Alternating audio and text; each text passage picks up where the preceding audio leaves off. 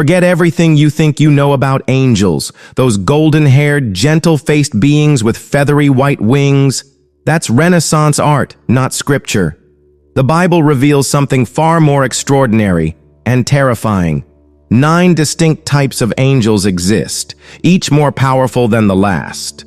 Some have multiple faces, others are wheels covered in eyes. And at the very top stands a special kind of angel that only one person has ever seen, and after seeing them, that person collapsed to the ground. But here's what will shock you.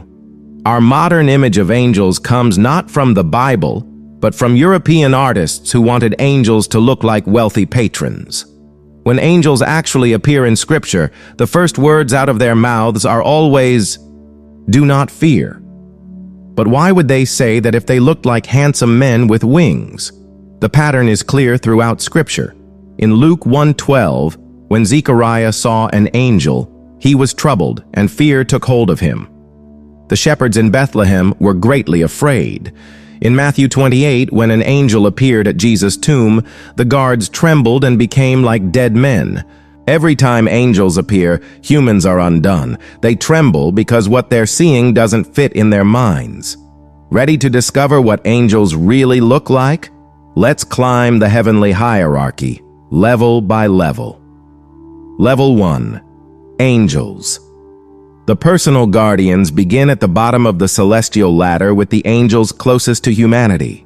These are the beings most people think of when they hear angel, but even they are nothing like our popular depictions.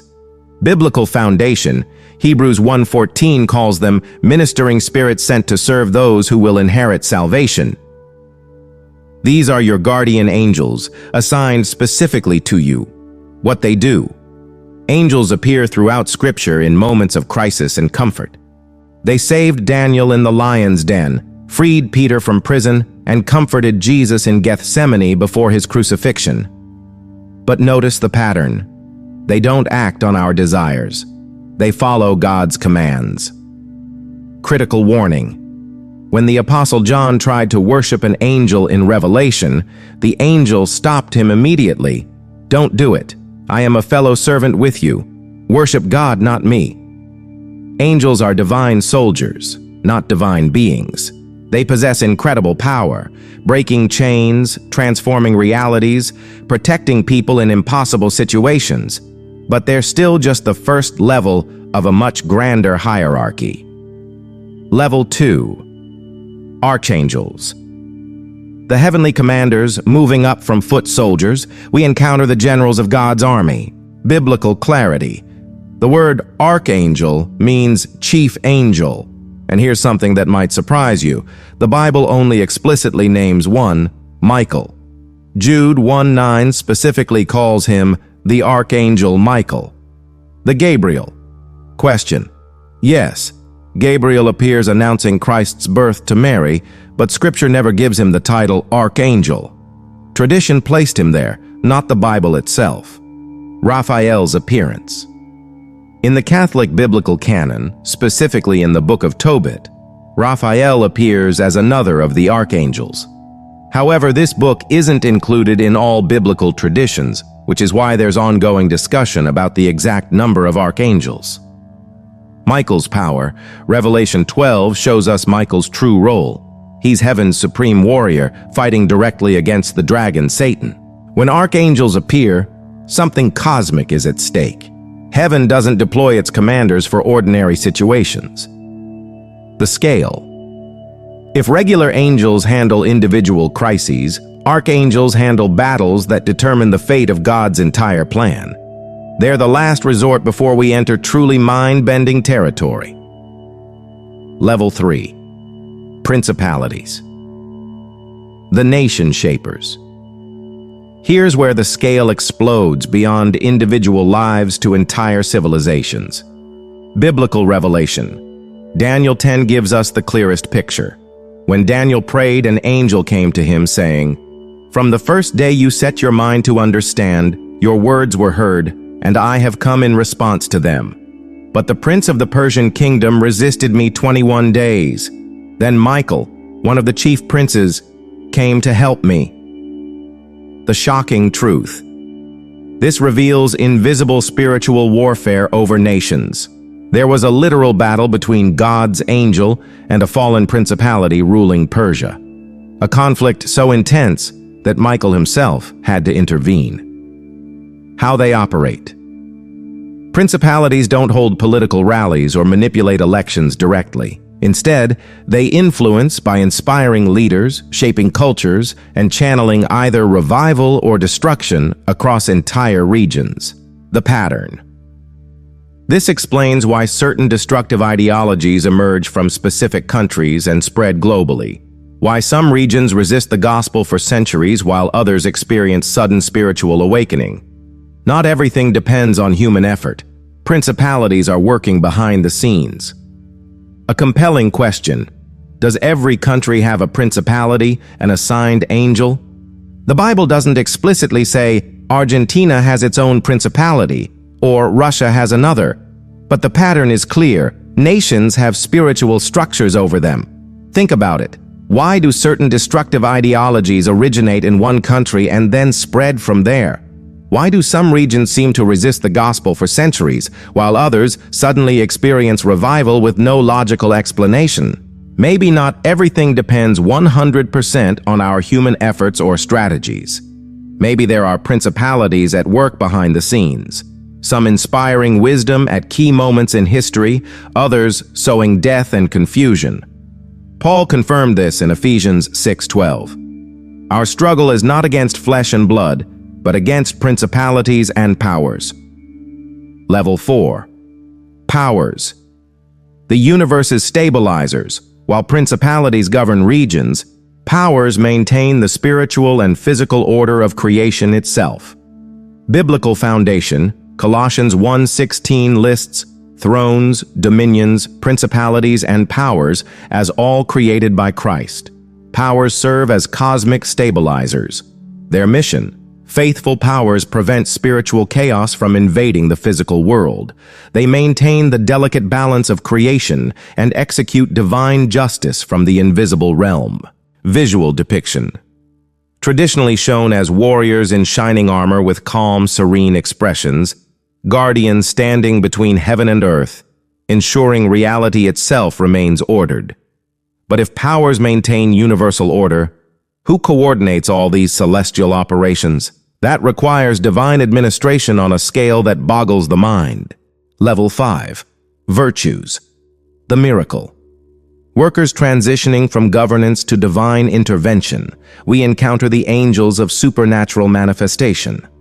Their role: virtues channel miraculous power, inspire people to follow God's will, and provide strength when hope seems impossible. Biblical context. When Jesus performed healings, many theologians believe virtues were present, encouraging and strengthening him. When someone experiences unexplained healing, sudden conversion, or finds strength to forgive the unforgivable, a virtue may be working behind the scenes. Their nature, depicted as radiant beings with outstretched hands pouring out light. They seek no glory, only to transmit heaven's living energy to earth. But who gives virtues their assignments? Who ensures every miracle reaches the right place at the right time? For that level of coordination, we need heaven's administrators. Level 6. Dominions. The divine administrators.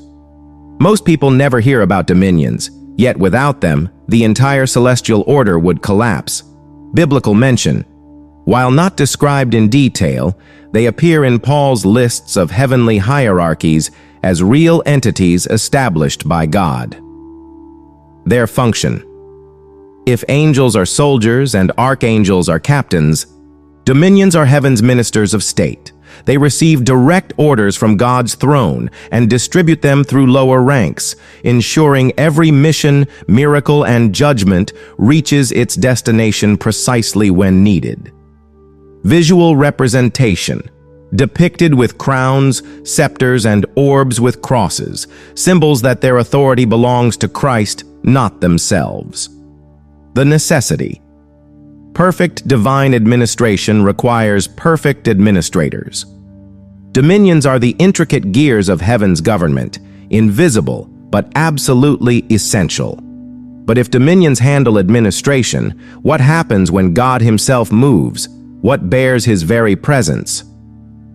Level 7. Thrones. The living foundation of God's presence.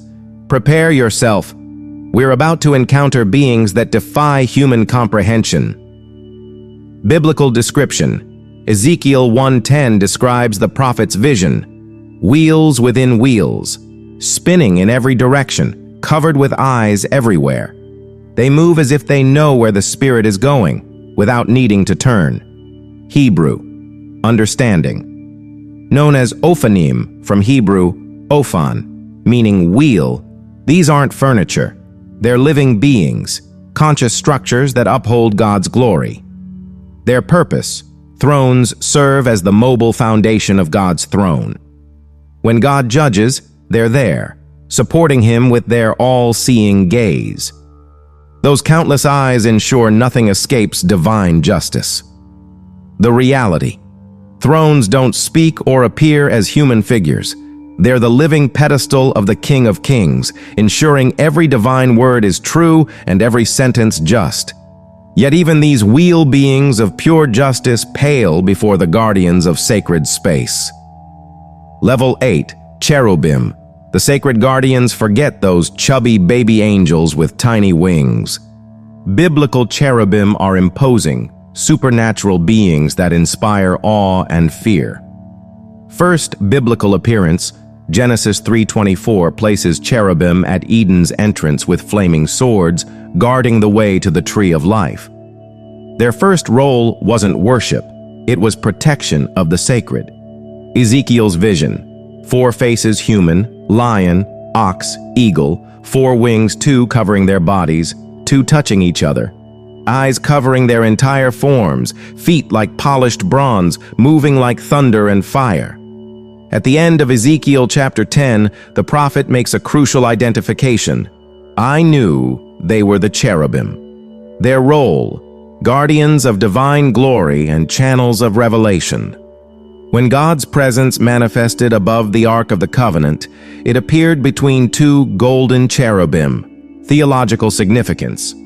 Lower-ranking angels consult cherubim to understand divine mysteries, not because cherubim know everything, but because they contemplate God's presence more deeply than anyone else, almost anyone else. Because there's one final level that burns closest to the throne of the Almighty. Level 9. Seraphim. The burning ones. We've reached the pinnacle, the summit of angelic hierarchy. Here dwells eternal fire, and here's something extraordinary. Only one person in all of human history has ever seen these beings. Isaiah's unique vision. I saw the Lord, high and exalted, seated on a throne. Above him were seraphim. Isaiah 6:1-2. This prophet alone was granted a vision of the highest level of angels. These beings don't descend to earth, fight demons, or deliver messages. They exist for one purpose: burning in God's presence without being consumed. The name seraphim comes from Hebrew saraf, to burn, blaze, or inflame. They are the burning ones, but not with anger or judgment. They burn with pure, holy, uncontrollable love. Their worship. They shout to one another, "Holy, holy, holy is the Lord of hosts. The whole earth is full of his glory." When they cry out, the temple shakes and fills with smoke, as if God's glory violently bursts forth, triggered by their worship. Their appearance: 6 wings each, 2 covering their faces. Even they cannot look directly at God's full glory. 2 covering their feet, symbolizing humility, and 2 for flying always in motion, ready, focused on eternity. Isaiah's response. Upon seeing seraphim, the prophet collapsed. Woe is me! I am lost because I am a man of unclean lips. Then a seraph flew to him with a burning coal from the altar, touching his mouth not to punish but to purify. This has touched your lips. Your guilt has been taken away. Seraphim don't destroy or judge. They transform, sanctify, and purify with fire. They are living flames that never tire of contemplating their Creator. The fallen cherub one final, sobering note. Many theologians believe Lucifer was originally a cherub, one of the most exalted beings in creation, until evil was found in him. Even among these cosmic powers, free will exists, and with it, the possibility of fall. The truth about angels. This is what angels really look like. Not the gentle, beautiful humans with wings that Renaissance artists painted to please wealthy patrons, but beings so awesome, so otherworldly, that every human encounter begins with, "Do not fear." From the guardian angels who protect us individually, to the seraphim who burn eternally in God's presence, heaven operates with perfect order, overwhelming power, and incomprehensible love. The next time you think of angels, remember, you're not imagining beautiful humans with wings. You're contemplating beings of fire, wheels covered in eyes, creatures with four faces, and living flames that shake the foundations of reality with their worship. That's the true hierarchy of heaven. That's what angels actually look like.